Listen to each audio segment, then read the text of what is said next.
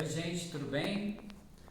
Estou aqui de volta com dicas de leitura. Estou aqui na Galeria Poente, na área técnica, né?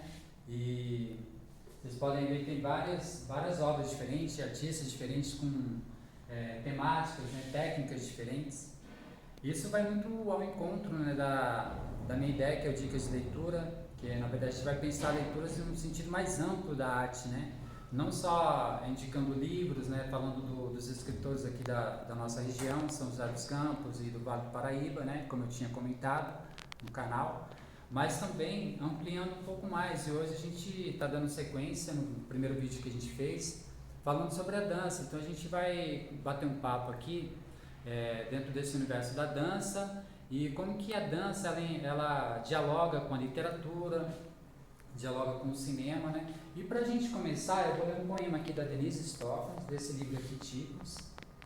E a Denise Stoklos, ela esteve aqui em São José dos Campos com um espetáculo dela, o Calendário da Pedra, e ela tem uma potência muito forte, né, na performance dela, de palco. Eu acho isso muito bacana, que tem muito essa relação com a dança, né, que a gente está tratando aqui, né.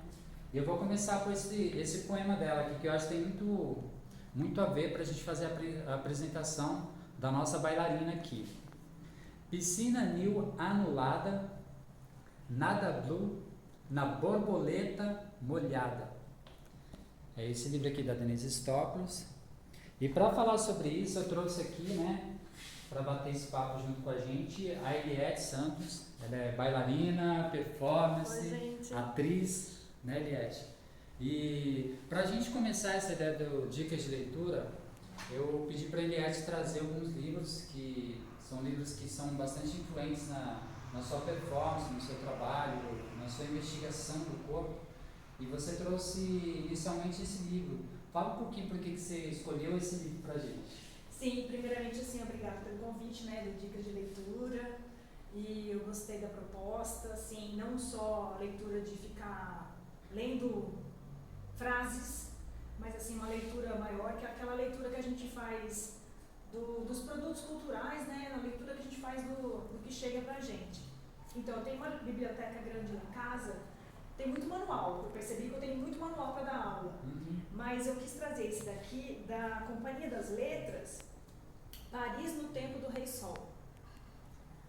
Por quê? Porque nós temos o cinema que coloca Paris de uma determinada maneira e fica muito difícil para a gente imaginar o que seria o início do balé, né? Que começa, eu acho que eu determinei que... E tem uma questão que eu acho muito interessante aí, que é uma coisa que eu fazia bastante também quando eu fazia leitura de livro. Tinha algumas partes do livro que eu me identificava muito, eu ia lá e fazia algumas anotações, né? E eu vi que você faz muito isso também, né? Sim. Isso é uma característica sua também, algum tema específico que você escolheu que, de repente, naquele momento representava para você, dizia alguma coisa? Tem a ver ou é uma coisa mais de estudo também? Porque às vezes é um trabalho de estudo que você está fazendo, né? Não, assim, eu determinei, tem vários grifos, assim, eu gosto muito de grifar, e esse livro vai falar, tem muito grifo aqui, eu vou mostrar apenas dois deles, dois grifos. Paris, no Tempo do Rei Sol, está datado, o escritor, está datado, o corte temporal é de 1660 a 1715, na França. A primeira edição desse livro é de 1977. E no começo, que além de ser bailarina, eu também sou graduada em História. O que eu gostei do livro foi que ele começa deixando claro de onde é que surgiu, de onde é que veio esse escrito. E ele aqui, mais o grifo, né, um dos vários, ele identifica pra gente que veio de registro de paróquias e dos documentos da justiça. Então, a base que ele tem de pesquisa é muito pouca, né? Mas ele conseguiu fazer um capítulo, que é um capítulo muito interessante, além de todos, que é o Festas, Espetáculos e Divertimentos, que tem todo e fala sobre o teatro. né? Então, nesse capítulo vai surgir Molière e vai surgir em que cenário acontecia aquilo tudo no reinado do Rei Sol. E tem um grifo, eu vou falar só um grifo, tá, que me chamou a atenção, que é uma lei decretada pelo Luís XIV, uma ordem de 1701, uma ordem para acontecer na cidade de Paris. Fica proibido atrapalhar o espetáculo, entrar com pistolas e lutar na sala com espadas. Nós temos então uma situação que a gente não consegue imaginar, que são lutas de espada durante o espetáculo.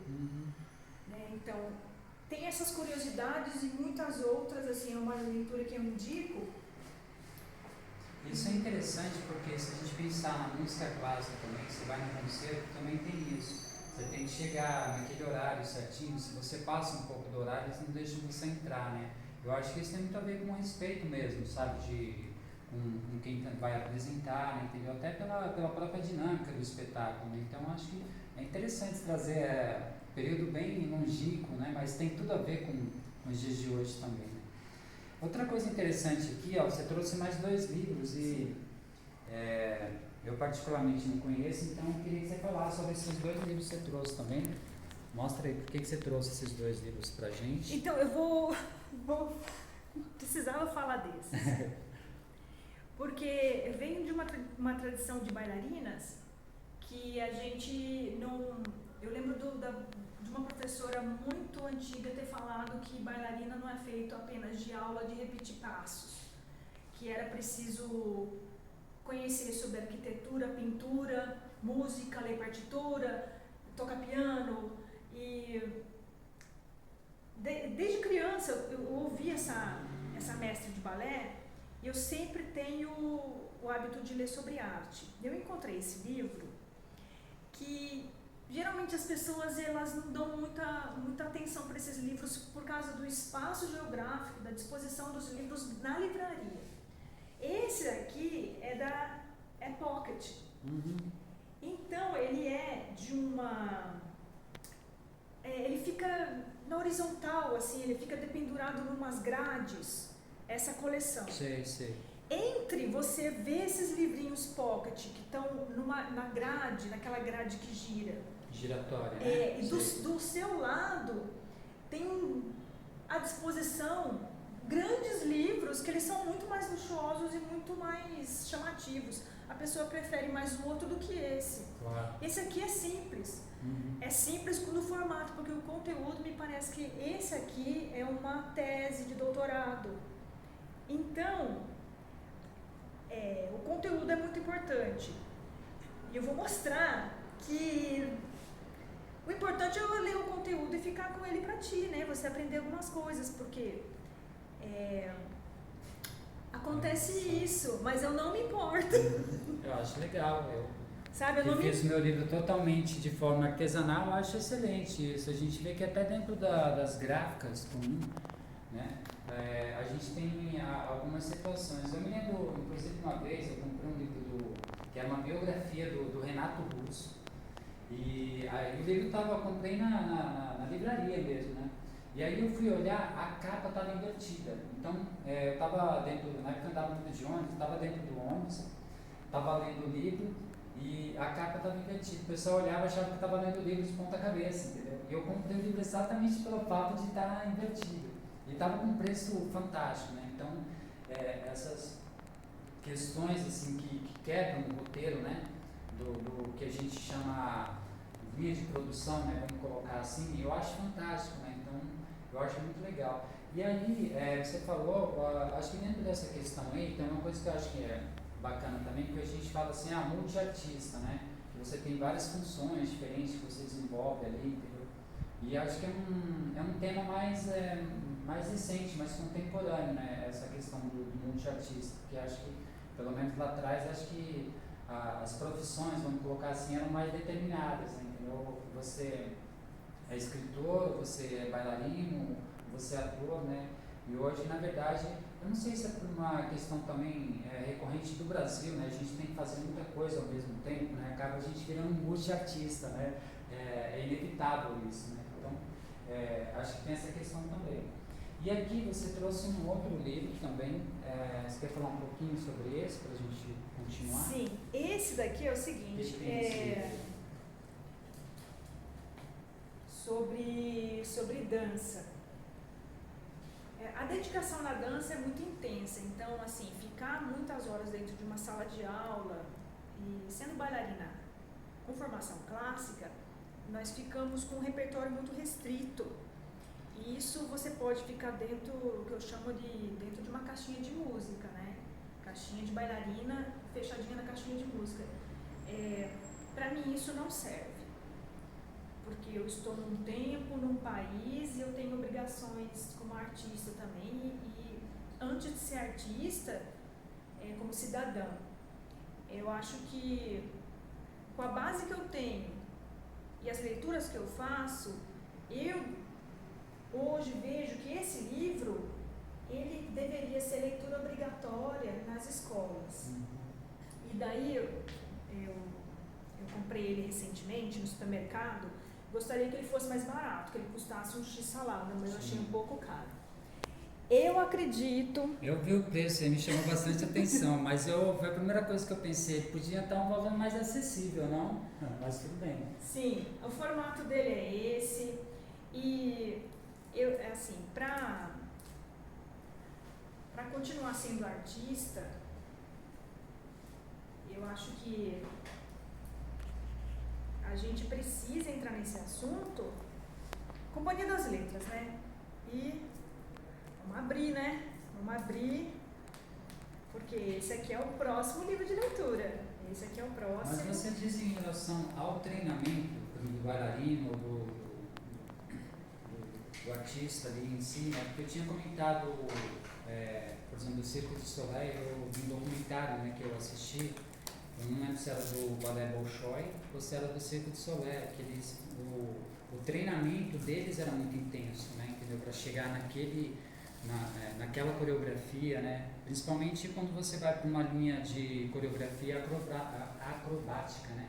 Que eu acho que é um pouco que a gente falou dos vasos da Deborah Coker, né? Isso? Ela tem muito essa questão, né, da acrobacia também, né? Sim. E eu acho que o ator, né, o bailarino, ele também precisa se preocupar muito com essa questão, né, do treinamento, né? Sim, eu tinha comentado contigo que não era assim. Em 1910 não era assim, em 1920 não era.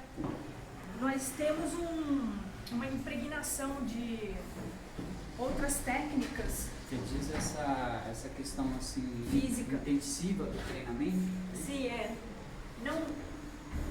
não era, tem se intensificado e principalmente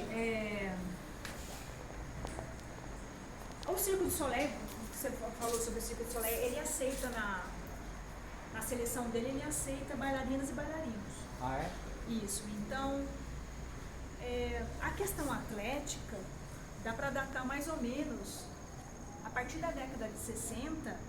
Isso tem ganho uma importância que eu não sei onde é que isso vai parar, mas tem acontecido de técnicas de ginástica, musculação, pilates, tem invadido, a acrobacia também tem invadido o mundo da dança, tem misturado, tá? Então, assim,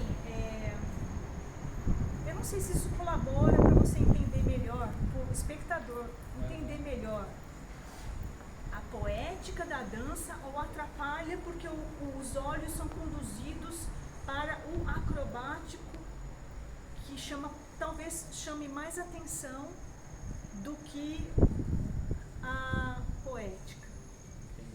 Eu não sei se a musculatura hiperatlética colabora para a poética ou se elas são divergentes. É uma questão que eu também penso muito nesse assunto. É interessante você trazer esse ponto porque A gente vai entrar um pouquinho na questão do cinema também, e eu tinha pensado alguns filmes que eu gosto bastante, e eu acho que, por exemplo, esse filme aqui, o Dirty Dance, eu acho que traz um pouco, até mostrar aqui, traz um pouco essa relação do que você está falando, porque se a gente pegar aquela coreografia final, que é lendária, né? Acho que todo mundo conhece, né, essa coreografia, ou já se inspirou até para de repente virar um dançarino, um bailarino, ou fazer um estudo de dança, né, ou entrar numa escola de dança, né, a partir daquela dança, daquela coreografia, né. E acho que ela tem um pouco, dentro do que você falou, eu acho que ela traz um pouco isso, porque ela me parece que é uma dança que, ela não é uma dança clássica e ao mesmo tempo também ela é uma dança que não é tão popular, né. O que você acha sobre isso? Tem a ver com o que eu tô falando, com o que você trouxe? Tem a ver porque esse é o filme que é a coreografia mais escolhida para noivo e noiva fazer. Né? Eles treinam durante algumas horas, umas semaninhas, e os noivos e as noivas fazem isso após o casamento. É aquela parte que ela dança com ele e ela é levantada pelo quadril, ele levanta ela pelo quadril. Na minha cabeça, eu fico pensando assim, que está escrito nisso tudo, olha o que eu consigo fazer. Tudo bem, a pessoa nunca dançou na vida, mas ela faz aquilo no casamento, olha o que eu consigo fazer e ponto, acabou, só isso, né? Que é aquela questão acrobática que tá entrando com força e tem na dança, que é, pra mim eu leio assim, olha o que eu consigo fazer. Só que a dança tem muito mais do que... Então, mas é a relação que eu falei, que de repente é muito mais pelo entusiasmo, não necessariamente porque a pessoa vai se tornar realmente uma bailarina, de repente é uma coisa mais de hobby, ou uma coisa que está relacionada mais à questão da saúde mesmo, talvez, né? A questão do cuidado com o corpo, né? E tem uma coisa interessante aí, que o Patrick Swayze, a mãe dele era bailarina. Sim. E ela foi uma grande influenciadora dele, ela também era considerado um grande bailarino, um grande dançarino, né? E ele era muito rigoroso, né, com as coreografias que eram feitas, e muitas coreografias eu sei que foi a mãe dele que fez, né, lá no começo ali, né? E você trouxe pra gente aqui outros filmes também que tem uma relevância muito legal, assim, e acho que uma peculiaridade que é bacana, que eu trouxe, né, o Dirty Dance, e você trouxe o Flashdance, né? E tem uma coisa legal porque as duas atrizes principais são o Jennifer, né? A Jennifer Grey e a Jennifer Bells, né? Que é desse filme aqui, o Flashdance, né? E aqui também tem uma outra relação, que é uma cena que eu gosto muito, que é aquela cena de rua, né? Com aqueles rap, não é? Hip hop, né? Os breaks, chamavam de breaks, né? Isso. E aquela cena de rua é muito legal, porque depois ela vai reproduzir naquela cena final, que é onde ela vai pra academia, onde que é o teste de seleção conservatório, final, né? isso, Final, e ela vai fazer aquela dança e ela traz toda essa referência da rua, né? Entendeu? E aí a pergunta até que eu tinha feito pra você, será que não foi ali que começou a dança contemporânea com essas vertentes da rua também? A dança contemporânea está datado, podemos usar também como datado com Isadora Duncan, mas contemporâneo é o que você faz hoje. Eu tenho muito CD de dança, muito. Esse aqui, o Flashdance, é de colecionador, é uma edição de colecionador. Eu preciso dizer o seguinte, eu tô rindo, mas não... Estamos rindo. E o filme é um desses filmes que promove mais confusão do que esclarece. É da década de 80 e esse filme tem o protagonismo de uma moça, ela é atriz e ela trabalha fazendo solda numa construtora.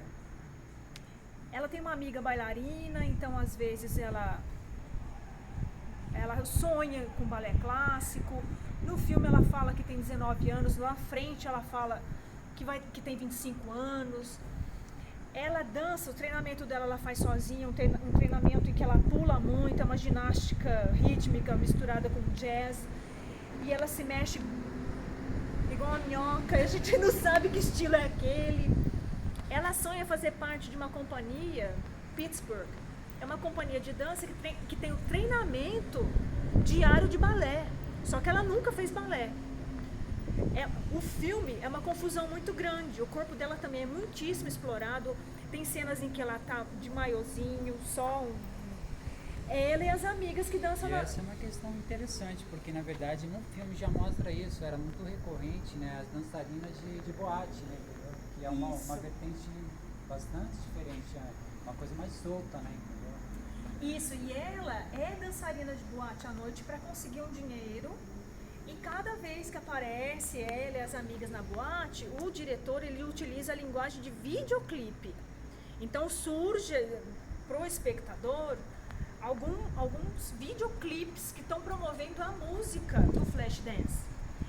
E outra coisa que é importante falar, foi febre no mundo inteiro e todas as dançarinas que aparecem, que são da década de 80, é zero gordura. Então assim, tem uma estética ali que é da bailarina atlética magérrima que está nesse filme. E isso é muito sério, tá? Porque a dança tem diversos corpos, não apenas aquele que não está no filme. Ele realmente tem um apelo de sensação muito grande, o Flashdance. Tá? E só para fechar, eu acho que tem muito da performance ali já, né? Entendeu? Das dançarinas por ser performances voltadas para boates, né? Para casas noturnas, né? Sim. Entendeu? Eu não sei se ali já era uma tendência, né? Vamos dizer assim, né? Mas pra gente finalizar aqui, talvez tá muito legal o papo, mas se a gente deixar, a gente vai longe aqui. Mas tem duas, pra gente fechar, vou trazer mais duas questões aqui que eu acho bem legal, que é o filme Sol da Meia-Noite, né? Com aquela performance incrível, né? Mikhail Baryshnikov, tá vivo até hoje. Né? E a outra, que você citou, né? Que é o Lana Vevá, que também tem a atriz principal, né? Qual que é desses dois? Sim. Não podemos deixar de citar, eu tenho também tá na latinha o Sol da Meia-Noite. O Sol da Meia-Noite é uma obra-prima em todos os sentidos. Que surge o Sol da Meia-Noite com o interesse do diretor de documentar o Mikhail Baryshnikov e de documentar esse sapateador incrível. Ele vai fazer isso com uma destreza de câmera, uma câmera rapidíssima que pega todas as nuances da velocidade do sapateador, é incrível. E eu não sei como, eu vou falar pra você sinceramente. O filme começa, a maior parte dele é gravado dentro da Rússia durante a Guerra Fria. Eu não sei como eles conseguiram entrar com todos o equipamento, com todas as pessoas e o roteiro aprovado. Quando o Mikhail Baryshnikov, durante o filme, fala vamos para Leningrado, na época Leningrado, eles filmam lá mesmo no Mariinsky, no Teatro Mariinsky, que é onde Mikhail Baryshnikov dançou. Então você tem cenas que são raríssimas. E de um Mikhail Baryshnikov, como ator, incrível. Esse é um filme que vale a pena assistir, porque é zero intromissão de computador, diferente do Cisne Negro, aquele filme Cisne Negro, em que não é a atriz que dança. Então... Interessante, essa parada eu já não sabia. O Cisne Negro você tem intromissão de computador fazendo a pessoa dançar. No Sol da Meia-Noite você tem o cinema, você vê que é carne e osso. É o cinema de verdade. Eu acho aquela cena que ele pega a mesa, né, e faz toda aquela performance, eu acho aquilo incrível, né? Fiquei pensando quanto tempo ele deve ter levado para conseguir, né, desenvolver aquela cena. É a coreografia que abre o filme. Né? Faz um tempinho que eu assisti isso. Mas essa cena pra mim ela é marcante. Sim, assim, de todos os filmes que aparece performance de bailarino, O Sol da Meia-Noite pra mim é o melhor. E por que o Lana Vevá? Por conta dos personagens felinianos? Que Sim, é? a gente vai encontrar o seguinte, é Fellini, né? É o Federico Fellini, que ele vai convidar a Pina Bausch. Então, se você quer ver a Pina Bausch no cinema, com 42 ou 43 anos, ela está nesse filme, O Navio. E aí é Fellini, e aí não é qualquer coisa. E aí você tem o Fellini que pega a câmera, sai do cenário, dá uma volta de 360 graus no cenário. Ele tem a participação da Pina Bausch como uma personagem cega. E tem, assim, cenas incríveis e bizarras, que só ele consegue fazer aquilo de uma maneira natural, que é o banho do rinoceronte. Desse filme. E, por curiosidade, o rinoceronte volta com a Pina Bausch no filme com Wim Wenders. Então, eles têm ali a presença de artistas na arte e esse animal compondo a cena com eles. Não é um animal de verdade, é fictício, mas é o rinoceronte. Esse filme, a cena bonita pra mim é aquela cena, eu não sei se é a cena já no começo, que os personagens vão entrando naquele cargueiro e aí a cena mostra aquele cargueiro gigante, assim, né, entendeu? Eu acho aquilo fantástico, assim, aquela cena, aqueles personagens entrando naquele cargueiro, né, entendeu? Sim, os personagens entram no cargueiro, que é um navio, e tem um narrador que narra os segredos de cada personagem. E é a primeira vez que eu assisti esse filme quando era criança, a primeira vez que eu vi um personagem narrando com os olhos direto para a câmera sobre os segredos daquele personagem que acabou de sair da cena. Inclusive, me lembra muito